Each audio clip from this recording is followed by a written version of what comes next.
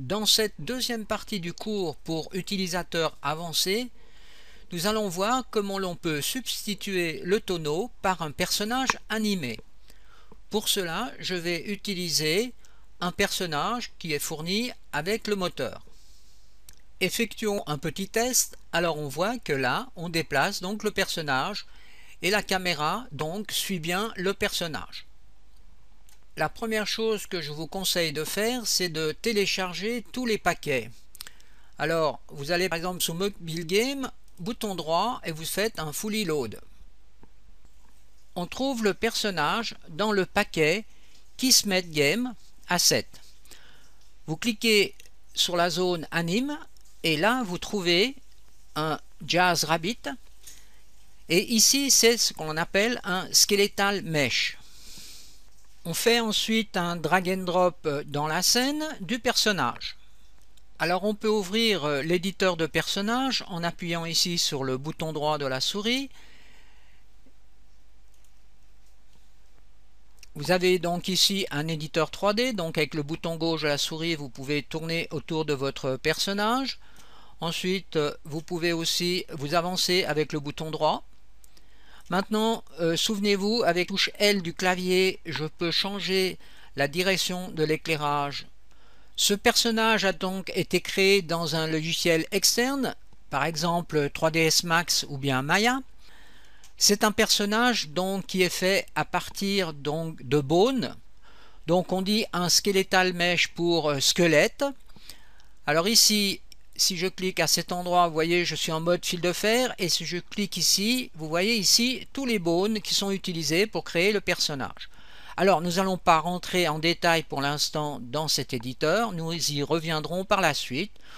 Alors, nous reviendrons plus en détail au moment où l'on va créer notre premier personnage en 3D, animé à partir de bones. Pour pouvoir attacher ce personnage 3D à la caméra, il va falloir utiliser un nouvel acteur que l'on retrouve donc dans les acteurs classes. Vous développez ici toutes les catégories. Vous allez sous Pan, que vous ouvrez, Game Pan, et vous choisissez ce type d'acteur. Vous sélectionnez donc l'acteur et ensuite avec le bouton droit, vous faites un Add Mobile plaçable acteur. Vous positionnez donc cet acteur à côté de la caméra. Ensuite, vous cliquez donc sous caméra deux fois pour ouvrir les propriétés. Et là maintenant, cette fois-ci, au lieu d'attacher le tonneau, on va attacher ce nouvel acteur. Alors, je verrouille la fenêtre. Ensuite, je sélectionne l'acteur et je le rajoute dans la base ici en faisant Hard Attache et Ignore base rotation. Je vérifie que la caméra est bien attachée, ce qui est le cas. On ouvre donc les propriétés de ce nouvel acteur, alors deux fois dessus. Ensuite, on va remplir à cet endroit, donc sous Pan, eh bien, on va choisir le personnage que l'on veut déplacer dans la scène. Alors pour cela, j'ai le Skeletal Mesh ici qui est sélectionné, que j'attribue à cet endroit en cliquant sur la flèche verte. Vous voyez que le personnage est bien venu se positionner à cet endroit. Il faut encore dans les propriétés donc de cet acteur donner d'autres informations comme l'Anime Tree Template que vous trouvez donc à cet endroit et l'Anime Set. Vous cliquez ici sur la croix verte pour ajouter une ligne d'Anime Set. Ensuite vous cherchez dans le browser l'Anime Set qui correspond. Anime Set SK Jazz Anime que l'on attribue à cet endroit. Alors si on fait un premier test, on voit bien que notre personnage est animé ici en position de repos. Par contre, si je bouge le joystick, eh bien aucune animation n'a lieu. Tout simplement parce qu'il faut encore programmer le Kismet. Nous avons donc ici dans le Kismet, donc dans toute cette zone ici, la partie qui va être utilisée pour programmer le pan qui se trouve ici. Donc le pan est dans notre cas le Jazz Rabbit. Alors maintenant nous allons nous intéresser à toute cette partie programmation et comprendre un peu comment cette programmation a été créée. Ce qui va nous permettre de connaître la fonction d'autres modules de programmation. Nous connaissons déjà l'utilisation de ce module. Donc sa sortie ici est envoyée dans un multiplicateur de floating point. Ce module va donc nous permettre de faire la multiplication entre les valeurs qui se trouvent sur l'entrée A et l'entrée B. Alors sur l'entrée A, on retrouve la variable string par l'intermédiaire de cette variable intermédiaire.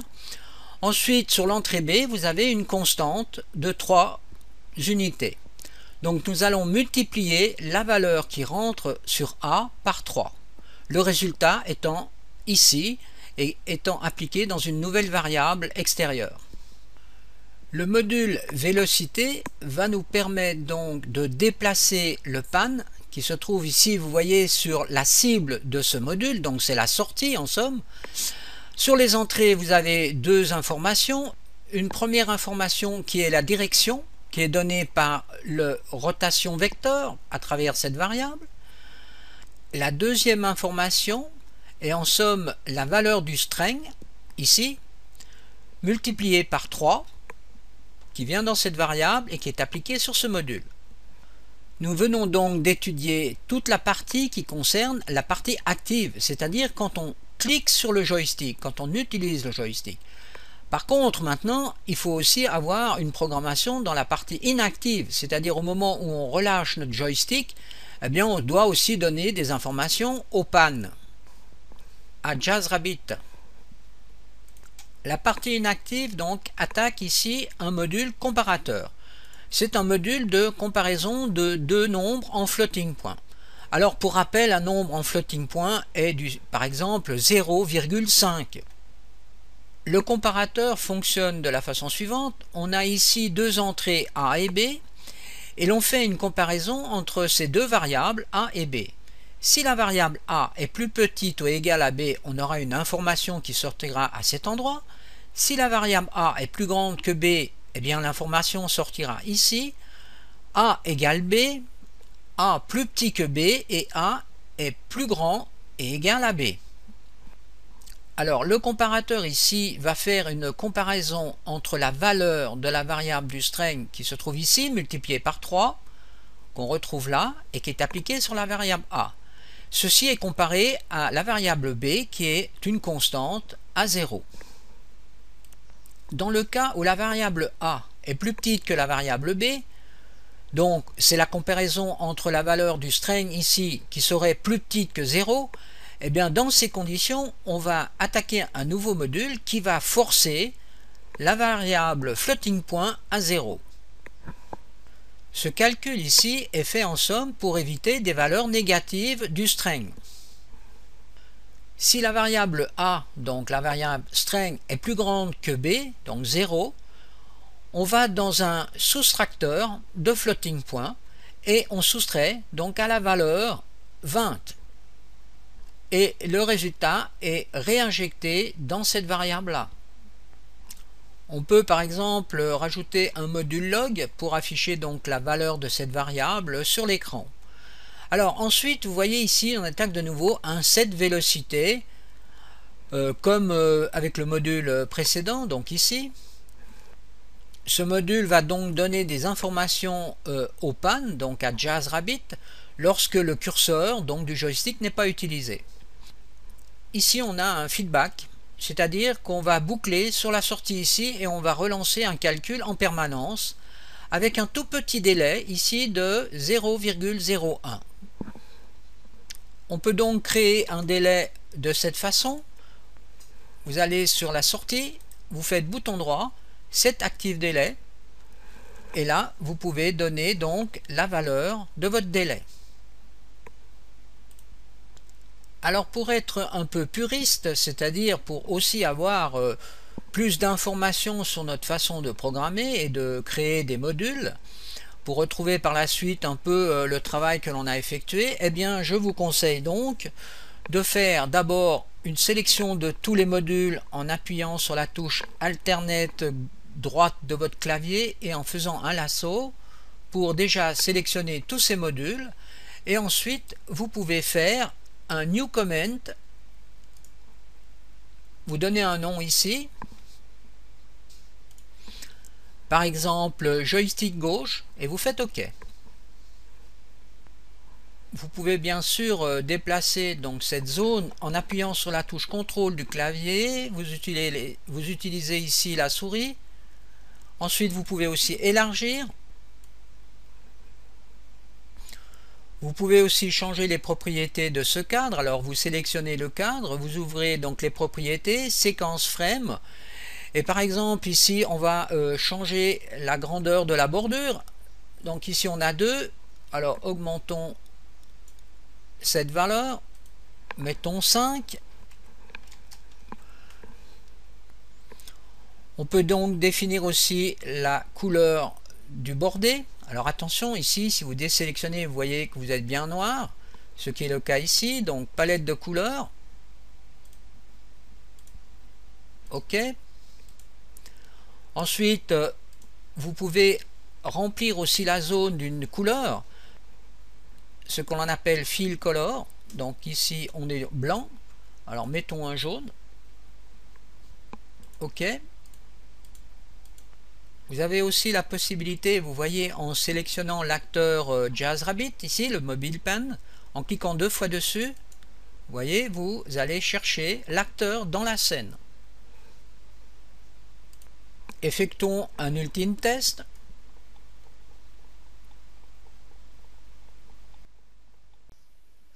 Étudions la procédure à suivre pour créer un personnage donc dans le logiciel 3ds Max que l'on va ensuite donc utiliser dans la partie mobile de UDK. On va donc créer une lampe que l'on va substituer à notre Jazz Rabbit. La première chose à faire est d'installer dans le répertoire plugin de 3ds Max le ActorX, qui est un module qui nous permet d'exporter les modèles depuis 3ds Max vers UDK. On retrouve donc le plugin ActorX dans le répertoire UDK, la dernière version que vous avez chargée. Dans le dossier binaire, on retrouve ici tous les plugins des différentes versions de 3ds Max, de Maya et de XSI. Alors, dans mon cas, par exemple, j'utilise 3ds Max 2010 version 64 bits.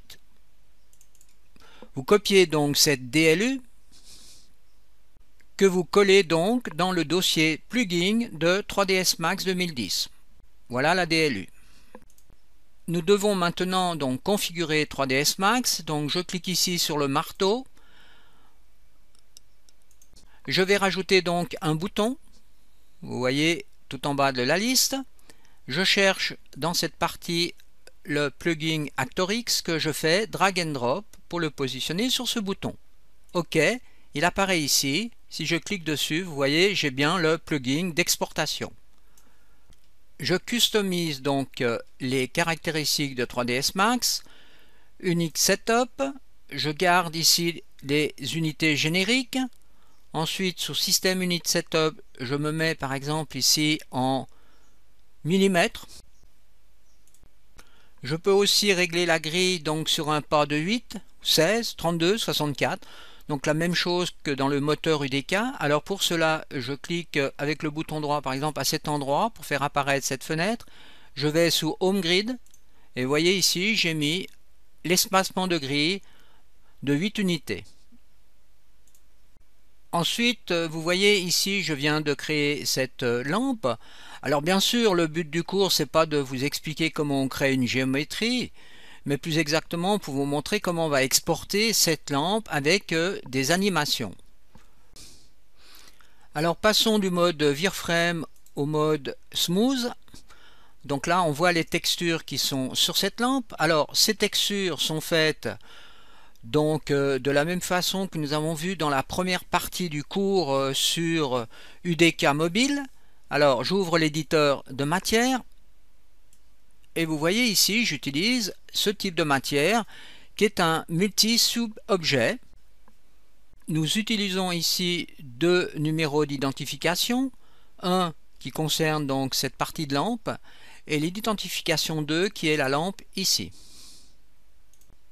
Alors faisons une vérification, je sélectionne la lampe, je vois qu'elle est construite à partir d'une éditable mesh, qu'elle a un module de coordonnées de mapping, Maintenant, vérifions le numéro d'identification de cette lampe. Donc, je développe Edit Tab Mesh, je fais polygone, je sélectionne tous les polygones. Ensuite, je vais sur la partie identification et vous voyez, si je mets 2 et fais Select ID, eh bien, ça correspond bien. Par contre, si je fais 1, Select ID, la lampe est désélectionnée. Si l'on fait maintenant la même chose avec le haut de la lampe et que je mets à ce moment-là 2, eh bien, c'est pas sélectionné. Par contre, si je mets 1, tout est sélectionné. Intéressons-nous maintenant à la partie animation de cette lampe. Alors, première chose, je reviens en wireframe. J'ouvre le Schematic View, ce qui me permet de voir ici la construction de ma lampe avec les liens et la hiérarchie. Alors, par exemple, vous voyez, si je clique ici sur le Do Me, donc première constatation, le Do Me est positionné en X, Y, Z 0, donc au centre de votre monde. La lampe est constituée de 5 bones. Le bone 0,1 qui se trouve tout en bas, le bone 2, le 3, le 4 et le 5 qui est tout en haut, à cet endroit. À chacun de ces bones est rattachée la géométrie. Alors si je prends par exemple, vous voyez la lampe du haut ici, et l'ampoule, elle est rattachée au bone 0,5. On voit ici la hiérarchie, grâce à ces flèches qui se trouvent dans l'éditeur. Si je sélectionne ici le socle et le Do Me, eh bien ils sont rattachés aussi au bone 0,1. On voit peut-être mieux grâce à cette vue ici la hiérarchie des bones. Alors ici vous avez le bone 0,1 qui est le parent. Le bone 0,2 est un enfant du parent. Le bone 3 est un enfant de l'enfant et ainsi de suite. Pour rappel, les bones sont construits à cet endroit, donc vous cliquez sur cette icône système, sous bone, vous faites attention à l'IK Solver, donc la façon dont les bones vont pouvoir être animés par la suite, et vous créez ici vos bones. Donc là on voit le bone 6, le bone 7 avec la hiérarchie. Créons une autre hiérarchie en cliquant à cet endroit.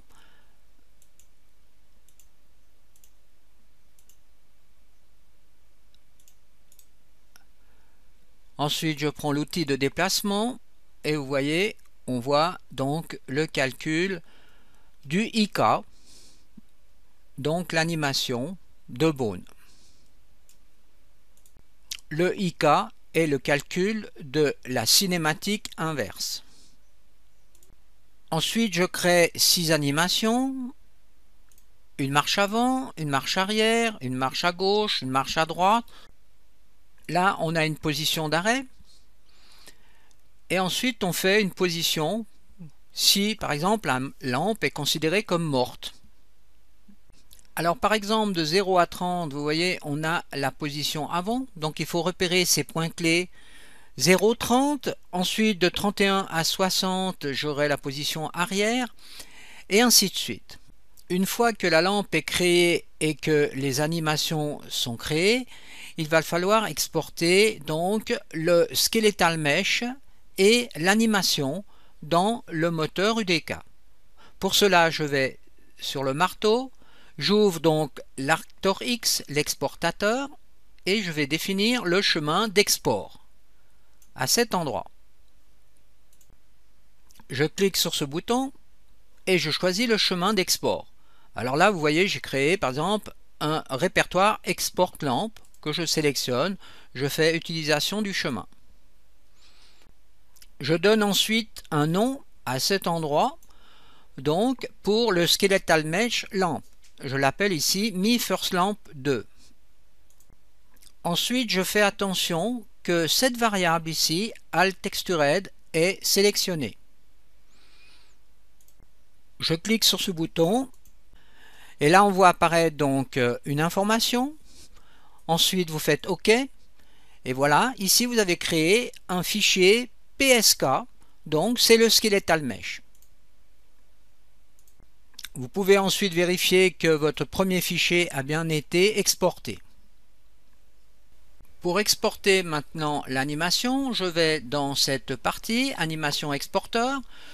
Je donne un nom à mon animation, Anim First Lamp 2, et dans ce paquet, j'aurai les 6 animations. Alors la première animation, ce sera la séquence avant, avec les clés de 0 à 30. Ensuite, je clique ici sur Digest Animation. OK. Animation Manager. Et là, vous voyez que vous avez la première séquence, vous voyez, de 31 frames, qui est indiquée ici, dans l'animation Manager. Alors, continuons. Je mets la deuxième animation, donc arrière, de 31 à 60, et je clique sur Digest Animation. Donc, 30 clés sont créées. Et je continue. Gauche de 61 à 90. Digest Animation. Droite de 91 à 120. Arrêt de 121 à 160.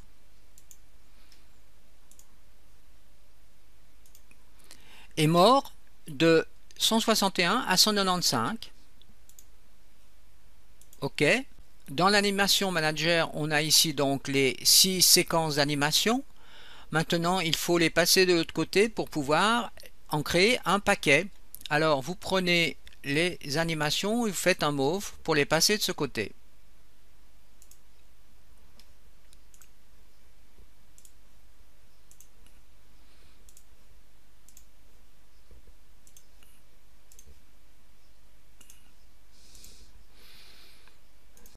Ensuite, vous appuyez sur le bouton Save. Pour sauver, vous voyez vos 6 séquences d'animation. On constate déjà que l'animation First Lamp 2 est un fichier .psa, donc ça concerne l'animation. Le fichier .psk était pour le Skeletal Mesh. On fait OK et on peut fermer la fenêtre.